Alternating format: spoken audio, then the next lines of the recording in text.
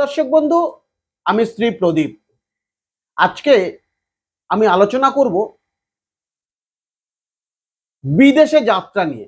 যারা বিদেশে যেতে চাইছেন, চাকরির জন্য বিদেশ যাত্রা করতে চাইছেন, যারা একবার দুবার বিদেশে গেছিলেন আবার দেশে এসছেন বাট বিদেশে আর যেতে পারছেন না, কোন কোম্পানি আপনাকে অফার করছে না, অর্থাৎ বিদেশে যেতে আপনি পারছেন না, অর্থাৎ বৈদেশিক যাত্রা আপনার হচ্ছে না।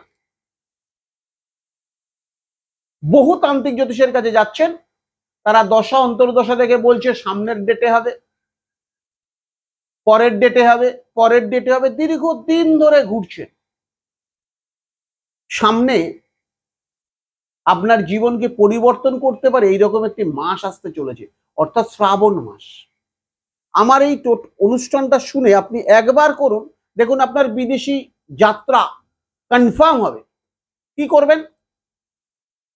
এই শ্রাবণ মাসের সোমবার দিন উপবাস থাকুন। উপবাস থাকার পরে আপনি দেখবেন রাস্তাঘাটে প্রচুর জায়গায় হয়ে থাকে বন তুলসী বা বনমরিচ গাছ। নিশ্চয়ই চেনেন, যদি না চেনেন নার্সারি গিয়ে বলবেন যে বন তুলসী বা বনমরিচ গাছ দিন আমাকে। এই বন তুলসী বা বনমরিচ গাছের শেকড় তুলে এনে সেটিকে গঙ্গা জল দিয়ে ধুয়ে সাদা সুতো দিয়ে বেটা ছেলে হলে ডান হাতে, মেয়ে ছেলে হলে বাঁ হাতে ধারণ করুন। যেদিন ধারণ করবেন সেই দিন থেকে 90 দিনের মধ্যে আপনার বিদেশ যাত্রা হবে। লিখে দিলাম আপনাকে, ইউজ করুন, অবশ্যই সুফল পাবেন। নমস্কার দর্শক বন্ধু, সুস্থ থাকুন, ভালো থাকুন।